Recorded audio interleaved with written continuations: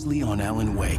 Alice has been kidnapped. Alan, please help me. Alice? You'll do exactly what I say if you ever want to see your wife again. I can't tell anyone except my agent Barry. Damn it, Barry, they'll kill her. You're my best friend, and I'm worried that you're not right in the head. The ransom is a manuscript I supposedly wrote that's coming true before my eyes. It happened just the way it was on that page. So dark. I have found only a few scattered pages. I want the entire manuscript. The deadline is in 2 days. I found Mr. Wake's pages.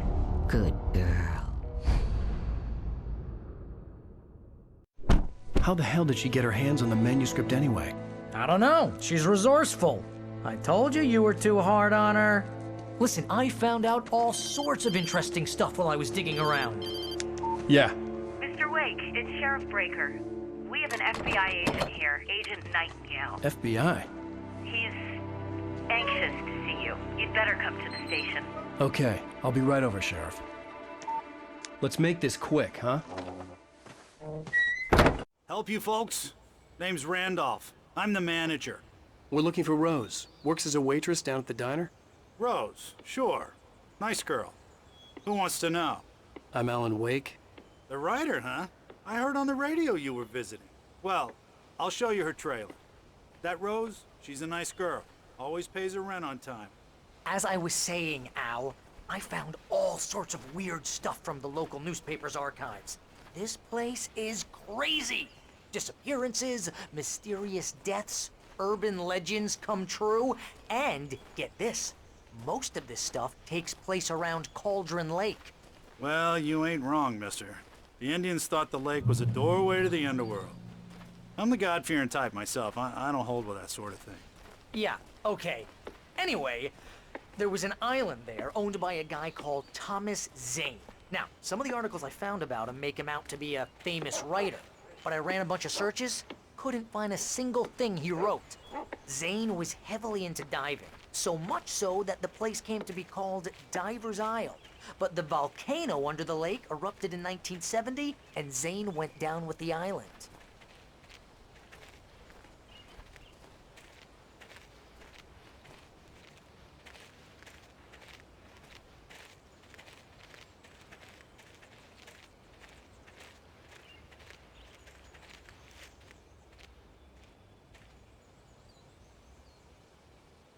It gets better.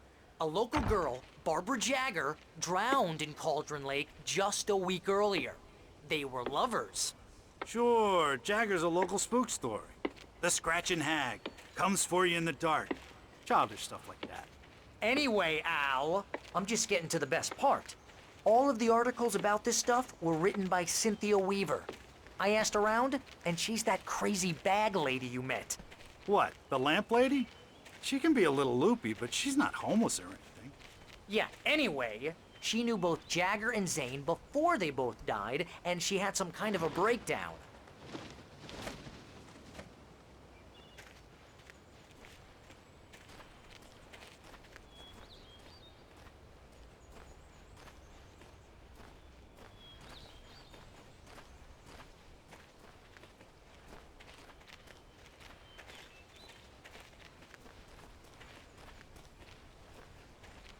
Well, mister, this here's Rose's trailer.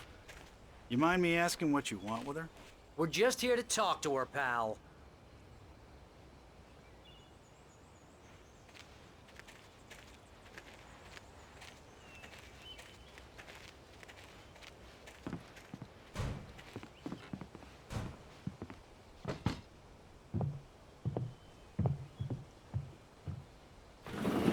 Welcome to... Oh dear, Mr. Wake. I'm so glad you're here. Rose, you have my manuscript? Oh. Oh yes. Yes. Please, come in. Hey, this is really good. Rose, Yes, my manuscript. I really need it. I understand. I know what you need. A muse to inspire you. Oh, for Barry. She doesn't have anything. Yeah, hey, Al? Al, what's... Oh... Barry! What?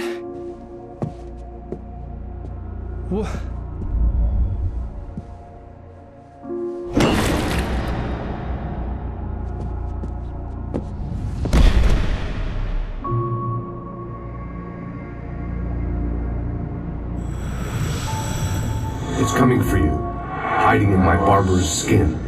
I'm too weak to stop it. You must turn the lights on. I promised I'd come visit you and your lovely wife. You must finish what you started. I insist. You must turn the lights on. Turn the light on. Back to work, boy.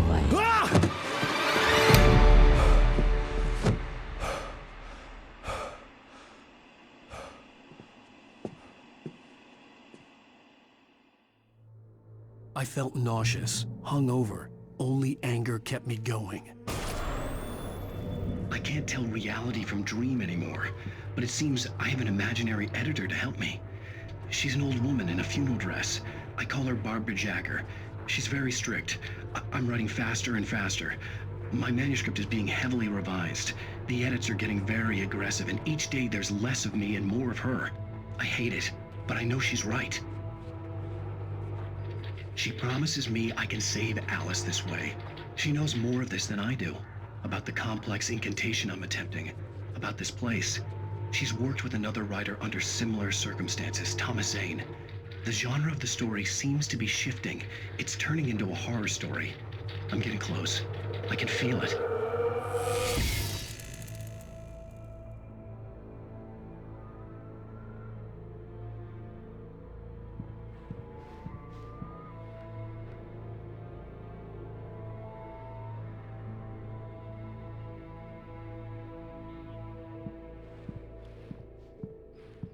Rose took a day from me. I had less than 12 hours left to meet the kidnapper. All I could do was get Barry into the car, work something out once I got on the road. Barry was out of it. He was way too heavy to carry. You're right. I deserve more money. I'm so handsome. Welcome to the Oh Dear Diner. What can I get you today? Coffee? I couldn't work up much hate for Rose. Something had used her to get to me and left its mark. First refill is free. Milk and sugar on the counter there. Would you like to hear today's specials? Thank you. A nice day. Come back soon.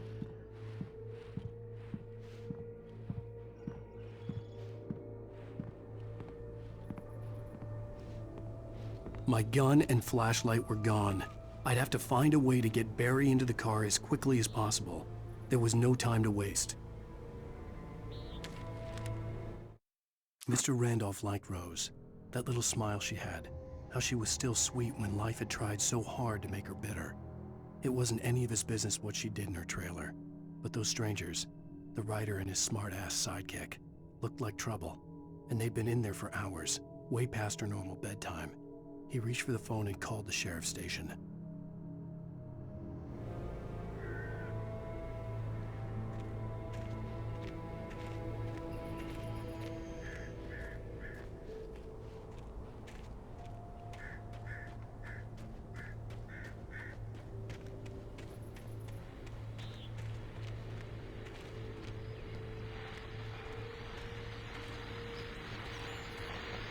I just stepped outside to catch a breath of fresh air. Let me tell you, the weather's getting heavy. Nights like this make me especially glad I'm here talking to you and not home in bed. Once the weather takes a turn like this, I can't sleep at all. It's all tangled bed sheets and dark thoughts, punctuated by the occasional plunge into nightmare. Is it just me? Well, perhaps it is. But I hope I can make the night a little bit easier to get through. Caller, you're on KBF FM. Hey, Pat, it's Walt Snyder. What's on your mind, Walt? Well, I am the way you are, but, well, I can't sleep either, you know? I just been staring out the window here, trying to make sense of it all, but, I ain't been drinking either, you know? Well, you sound like a man with a problem, Walt. I had argument with Danny, and, then I got in trouble with the law, and, Well, I heard something like that, Walt. yeah. Well, he's, Daddy's my best friend, and, they let me out on bail today. And now I'm just alone here at the window, waiting. Man, and there's something in the air tonight, man. I was just outside looking up at the sky above our broadcast tower thinking the same thing. What are you waiting for, Walt? I don't know. Something's gonna happen. I think I better go. Well, Walt, maybe... No, thanks, Pat. Well, good luck to you, Walt. Hang in there. Let's take a little break, folks. This weather's really something else, huh? How can I be sure that you will walk away? Why did you love deception?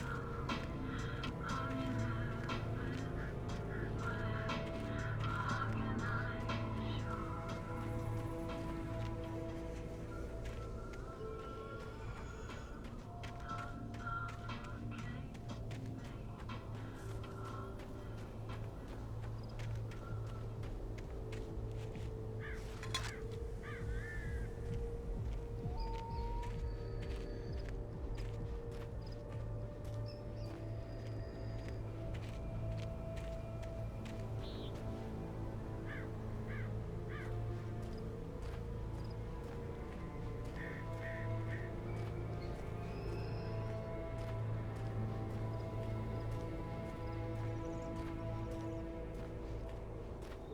Oh, you're gonna get it now.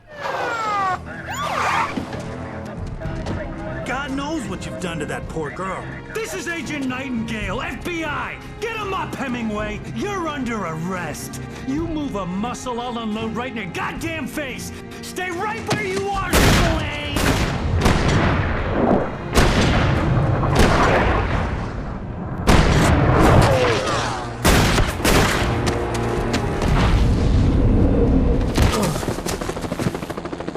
What are you? I'm standing right here, you goddamn maniac!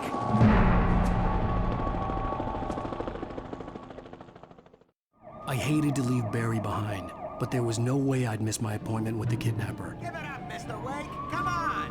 Make it easy. Get after it. Don't let him get away. Move it, move it, move it. I'll have your shot if you let him get away.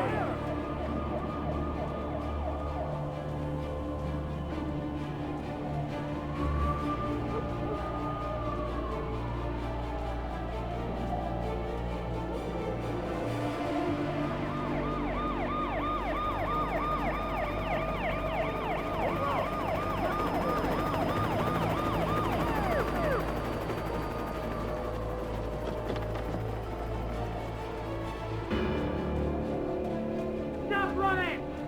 Freeze! Okay, men, keep your eyes peeled. He's gonna try to make it through here. Oh, damn. Man out! Whoa! Where'd he go? Stop! He's right here! God damn it! Where did he go? Away! Keep an eye out!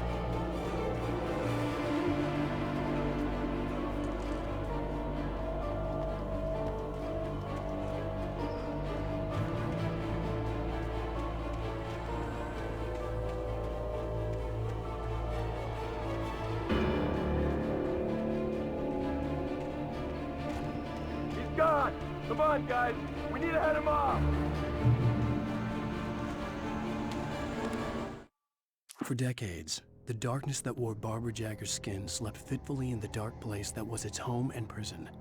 It was hungry and in pain. It dreamed of its nights of glory when the poet's writing had called it from the depths and given it a brief, terrible taste of power and freedom. The rock stars had stirred it from the deep sleep the poet had sunk it back to in the end. When it sensed the writer on the ferry, it opened its eyes.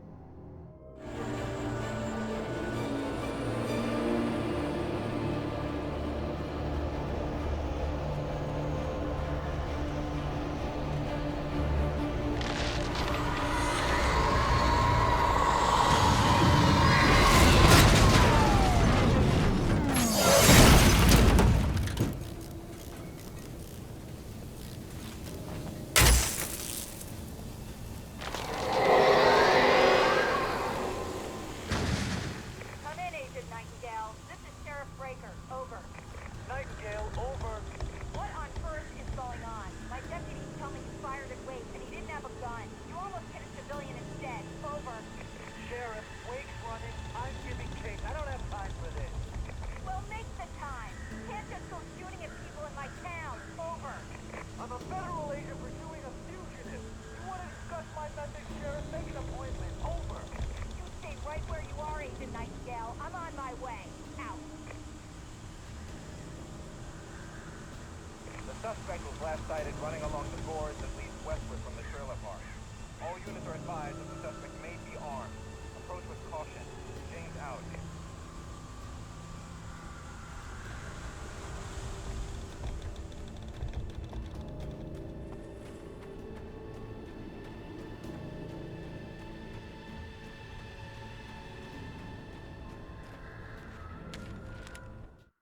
Rose didn't know how the strange old lady got in her trailer, and she looked wrong somehow.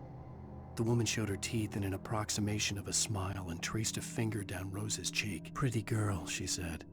Rose felt as if she was falling asleep, but her knees didn't buckle.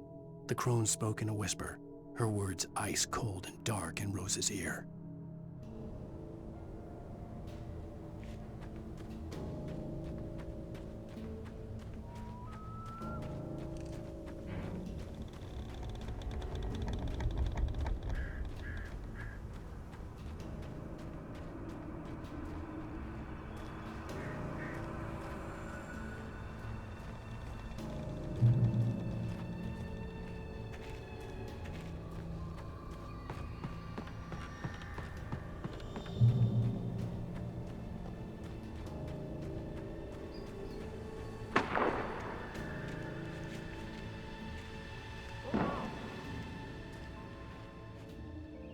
Search the area.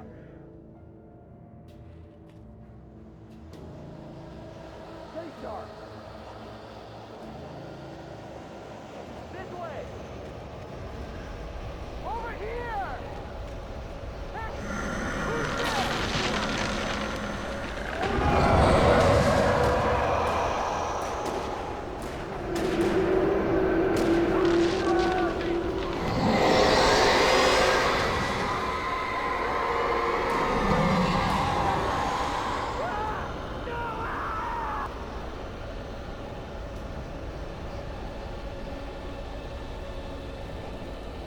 This horror was everywhere I went, circling me. The cops didn't stand a chance. They were after a writer, not a monster.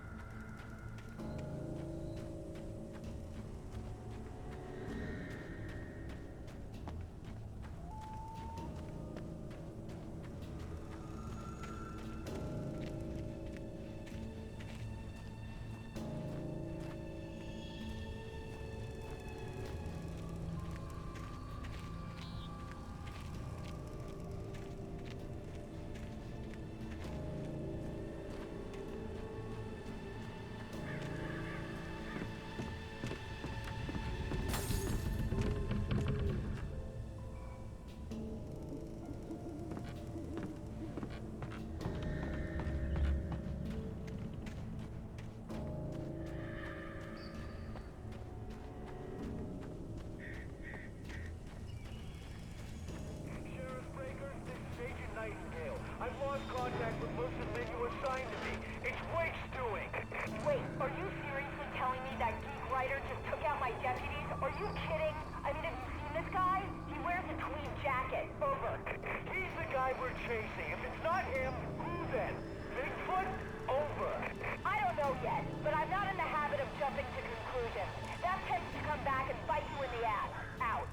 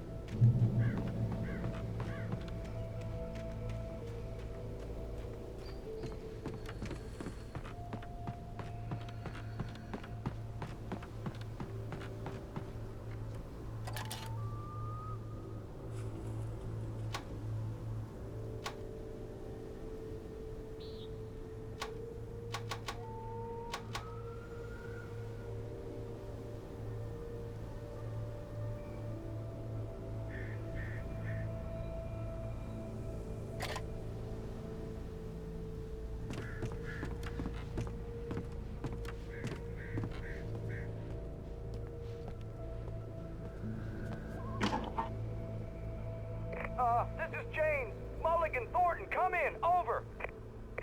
Thornton here. James, we got both Wheeler and Rose in custody. They didn't put up a fight or anything. Why, hey, what are you doing? Come on. Sit down and give me that. James, Mulligan here. Over. Go ahead, Mulligan. Over. We got Wheeler and Rose here. Wheeler's drunk or hopped up on something. Speaking of which, that Fed had a pretty distinctive whiff of Otis Scotch about him, if you know what I mean. Over. I don't have anything on that, Deputy Mulligan. Over. Well, whatever. Anyway, Rose is just being plain weird here. You better get Doc in to take a look at both. Over. Gotcha. You better get them here quickly. The, Fed's gonna want to interview Wheeler. Over. Oh, yeah, I bet he does. Looks like they have a lot in common. Mulligan out.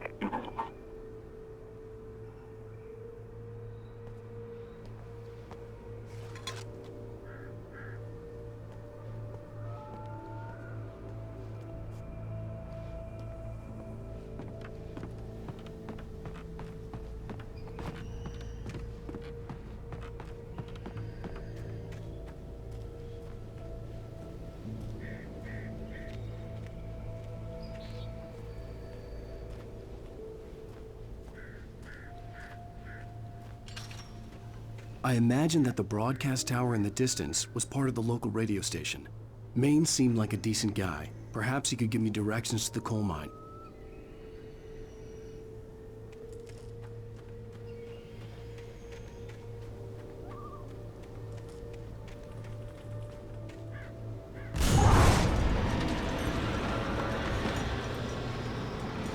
Unnatural shadows clung to the gate.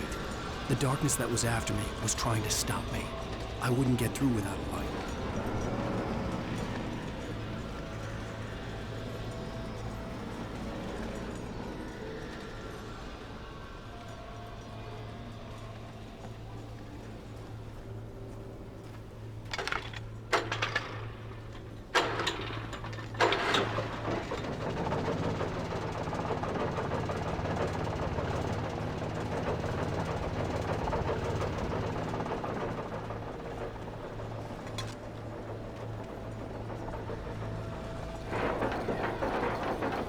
The old generator conked out. I'd have to see if I could fix it and try again.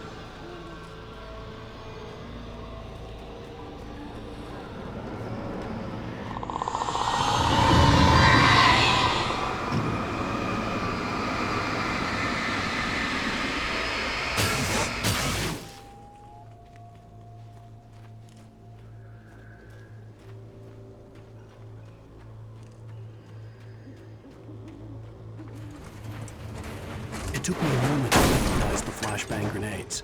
They were an ideal weapon for my situation. Team 1, come in. Over. Team 1, this is Sheriff Breaker. Report. Over. Team 2, come in. I need a report. Over. Come on, guys. Talk to me. Come in, please. Over.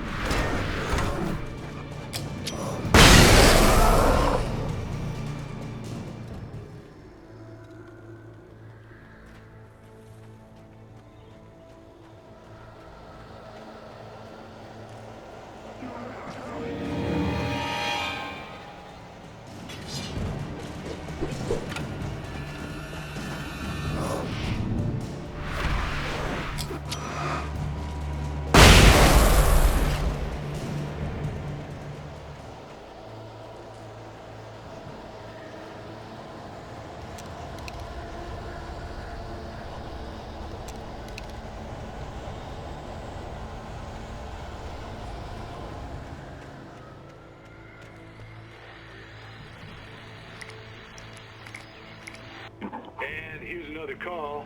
You're on KBF-FM with Pat Maine. It's Milt Peabody, Pat. What's on your mind, Milt? Well, I live near the trailer park, Pat, and there's a big ruckus going on over there. Well, that's just up the road from me, too. What's going on, do you know? I don't know, but there's a bunch of police cars there, lots of sirens, a helicopter buzzing around, and I think I heard some gunshots. Gunshots? Yes, sir, like from a pistol. So can you find out what's going on? Because it's just next door and they're popping off guns there. They're still shooting? No, it was maybe 10, 15 minutes ago. It sounds serious, Pat. I'm telling you, it don't sound like no party. I'm certainly going to give the station a call, Milt. Okay. You'll hear it here as soon as I hear from them. Okay, thanks.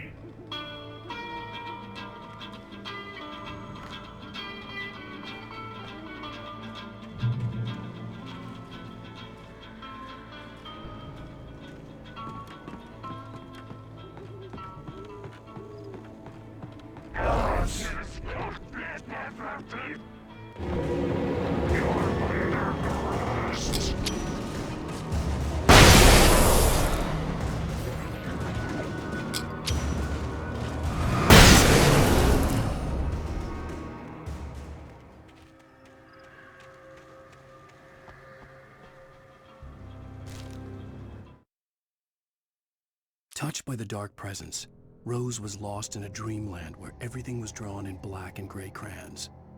The old lady had promised her that all her wishes would come true. She would be Alan Wake's muse. She was smiling so hard it hurt her face. She crushed a bottle full of sleeping pills into the coffee. Deep down inside, she was screaming in terror.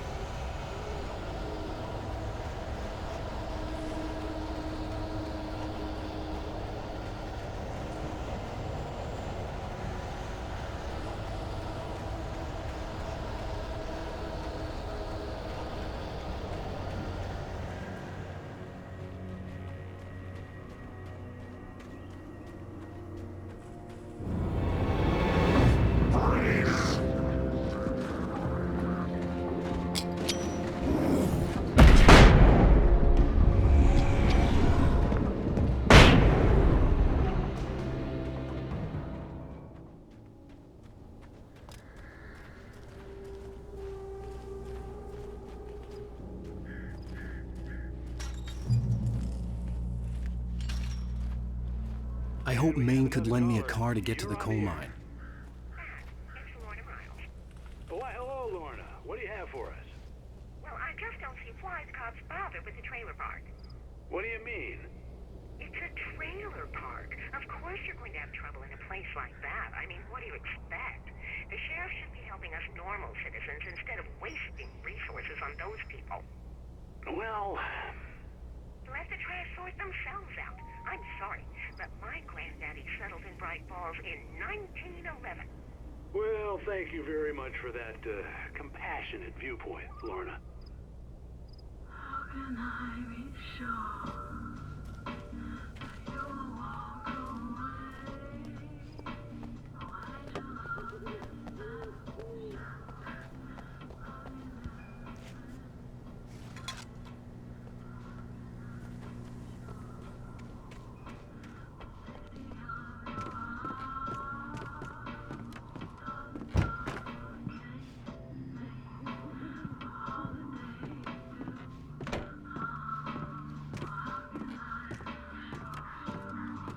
Oh, here's a little surprise.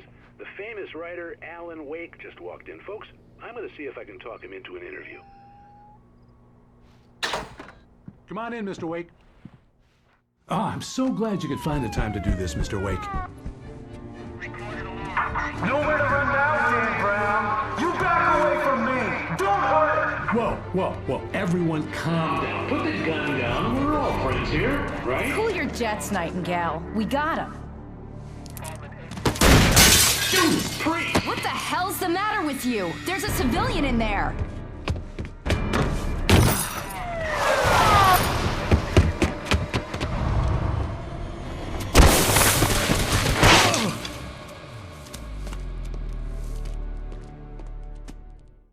I'll get you yet, even if it kills me. You hear me? You hear me, H.P. Lovecraft? I had fallen off so many cliffs it was ridiculous. That's what you get for naming a book The Sudden Stop. It was probably good I hadn't had the chance to tell Maine where I was going. I'd have to lose the cops and find my own way to the mine. Nightingale stared through the broken studio window into the dark woods. He turned around, started to walk out, but Maine grabbed his arm. "Young man, you almost shot me. You don't shoot off rounds at people like that. What's the matter with you?" Nightingale shook his arm free, marched out. His cheeks burned with rage and humiliation.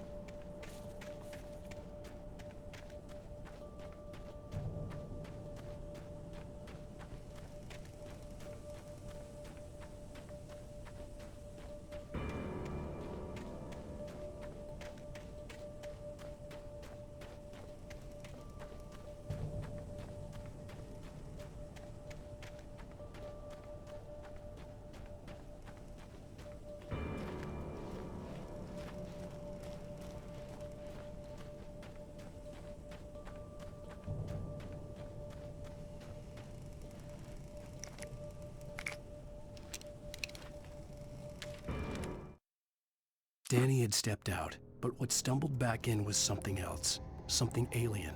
A monster. Walter tried to kill it, first with his fists, then a chair. It wouldn't die. Instead, it kept coming, unaffected by the beating it had taken. After Walter managed to kick it down the cellar stairs, fear took over. He ran, got behind the wheel, gunned the engine. The booze wouldn't make him forget, but he knew he had to try.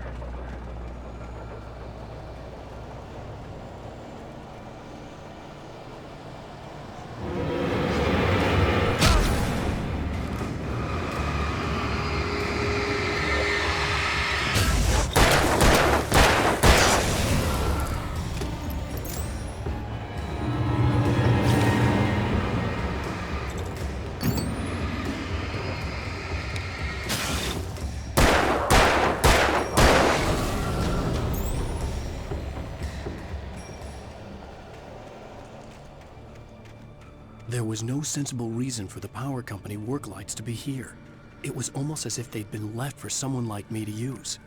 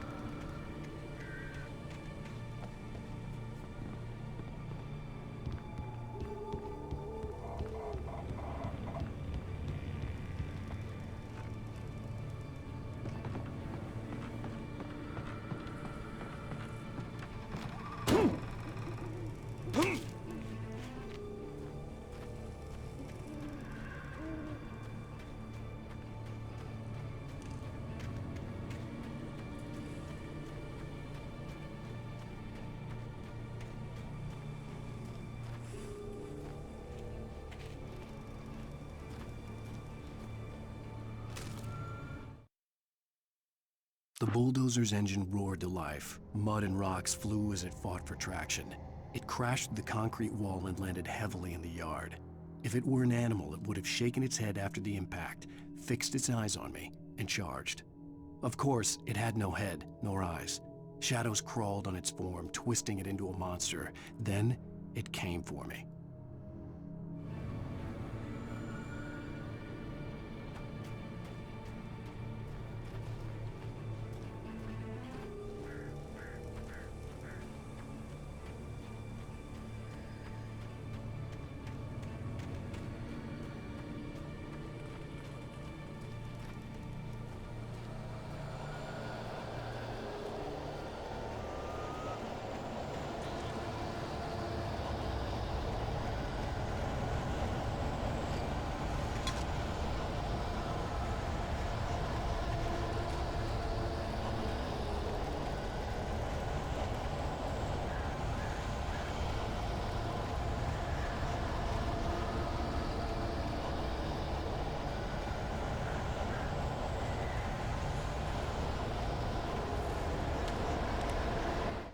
Sarah trusted her gut, and her gut said Agent Nightingale was an asshole. He felt wrong, and it wasn't just the smell of stale booze. It was in the way he flashed his badge, pulled rank, the look in his eyes when he wanted answers. Where was Alan Wake? What was this about an accident? Where was his wife? And most importantly, why did she let Wake go? He wouldn't answer her questions. Federal business was all he'd say.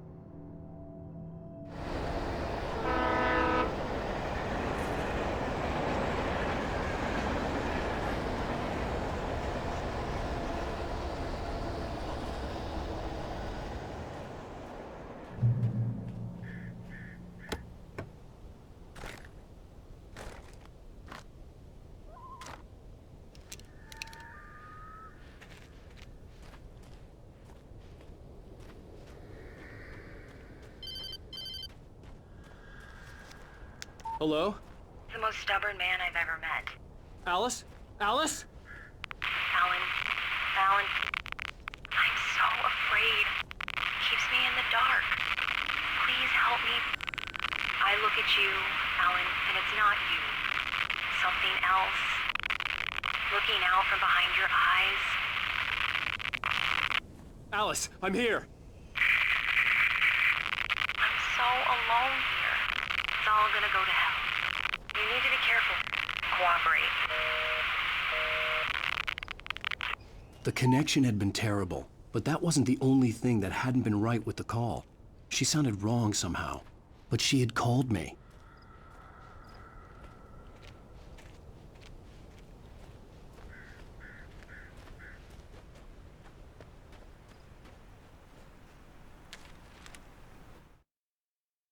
The pipe wrenched itself loose from the bridge's steel framework.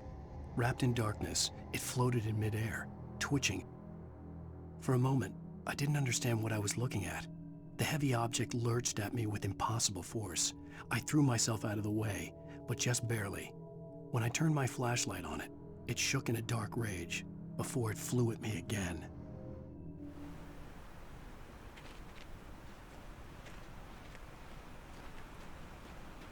I could see a railway bridge up ahead and a warehouse of some sort on the opposite shore. I hoped I could find a car from there,